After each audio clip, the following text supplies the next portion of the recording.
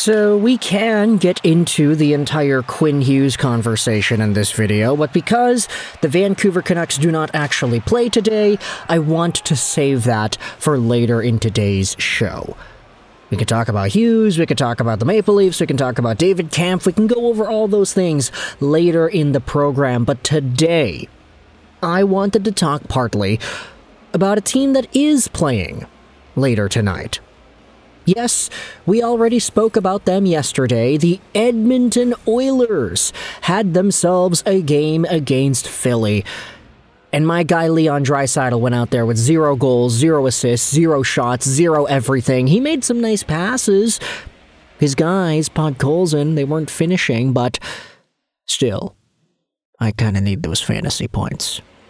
The Oilers have themselves another game later tonight. They'll be facing off against the Columbus Blue Jackets, second half of a back-to-back. Draisaitl, please, get me some points, man. It's been a while since you scored. At least Jack Roslovic got the overtime winner, so I got some extra points there. But still, Edmonton's in a pretty interesting spot. And today, I wanted to respond to a trade rumor that had popped up on social media that links the Vancouver Canucks over to this Oilers team. And in fact, links the Oilers to a player that they once had in their grasps as far back as just a few months ago. Take a look at this tweet posted by Sid60. It's a video of Connor McDavid, the best player in the world, taking a 0% raise to stay in Edmonton. You would think that would warrant a teammate reacting in any real way when he gets treated like this. And included is a video of McDavid getting absolutely dummied by Philadelphia. They were on his behind yesterday, just totally torturing Connor McDavid on the ice.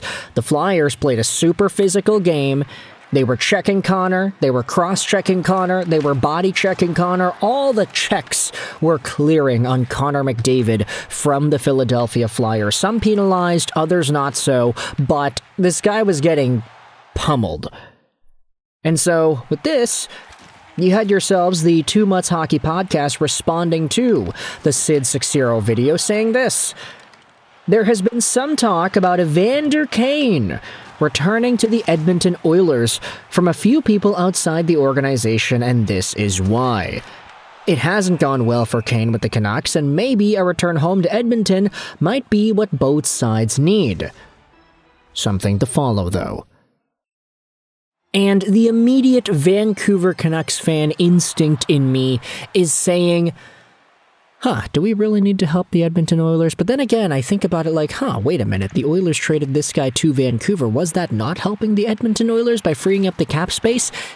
We already heard back when Evander Kane was acquired by Vancouver that there may or may not have been some folks in the Oilers organization who were regretting the move, saying things like, wait a minute, why would we trade this guy? He's super valuable. He provides a physical element that doesn't exist beyond him. He is a goal scorer, or he's a high volume shooter, or he makes the Oilers more difficult to play against. All the cliches we have heard about tough guys and guys who have that sort of role in the National Hockey League.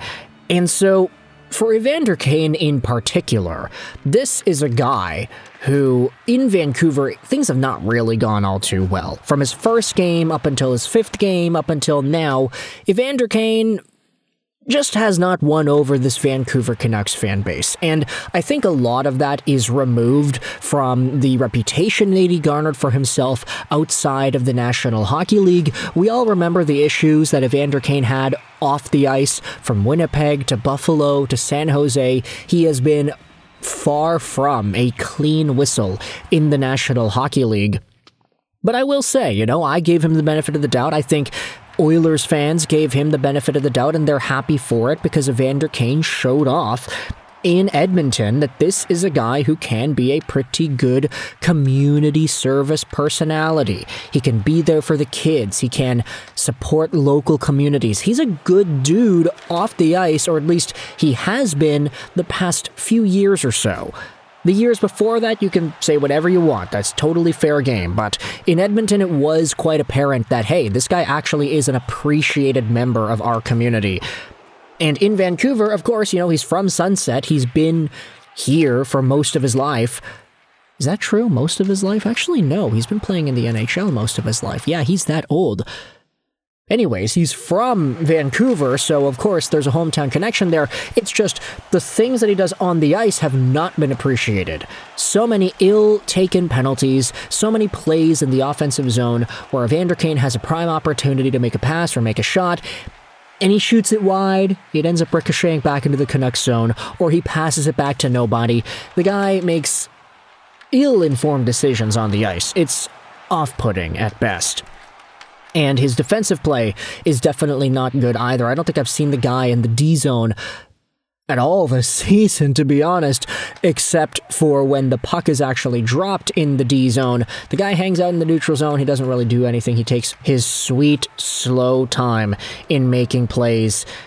I mean, there's a lot to like out of Evander Kane's physicality, but also when it results in penalties as often as it does, you really start to get annoyed at some point. So, obviously, Evander Kane is not a guy that Vancouver Canucks fans are, let's just say, very appreciative of right now. And I do think that he was a lot more valued in the Edmonton Oilers organization. So, hey, if there is a trade possibility of him going back over to Edmonton, then I would actually be okay with that. I think that would be good for every party. Now, what exactly is it that he goes for? That's the question, right? He was traded to Vancouver for a 4th-round pick. Are the Oilers getting him back for just a 4th? I don't know. We can make another video about this later in the week, but Cam Robinson said this on Schaefer and Price yesterday, that he thinks the Canucks can probably get a 1st-round pick for Kiefer Sherwood and a 2nd for Evander Kane at 50% retained. I'm thinking about it like this. If the Vancouver Canucks trade Evander to Edmonton for 50% retained and they get a 2nd-round pick in exchange, I think that's actually a win. Kane's making $5.125 million a year till the end of this season. It's the last year of his contract. So Vancouver would essentially be upgrading a 4th-round pick to a 2nd to take on $2-something million in salary for a year. And yes, that is true. It's not ideal for a team to do that if they're a team that has playoff aspirations this season. But come on. You think the Vancouver Canucks are actually going to make the playoffs? You think they're in a position to actually do that? I don't know. I don't think so. Until I'm proven wrong, until they go on a win streak that's not just super PDO heavy like the one that they had in the road trip earlier this year, I'm not going to sit down here and believe it. So if there is a prize, if there's an Evander Kane trade conversation to happen that goes this way, if it's a 2nd-round pick, 50% retained, I take that. Evander going on to Leon Draisaitl's line also would help out Draisaitl get more points. That is obviously the biggest priority that I have personally. But either way, you can let me know your thoughts in the comment section below. How do you feel about the Evander Kane trade back to Edmonton conversation? Does that make sense in your mind? Does this realistically work out? Do the Oilers find interest in it? Well, there were some folks saying they regretted trading him away in the first place, so is there an opportunity to make this happen? You can let me know your thoughts in the comment section below. Kane back to Edmonton, yay or nay? I hope you enjoyed this video. And bye.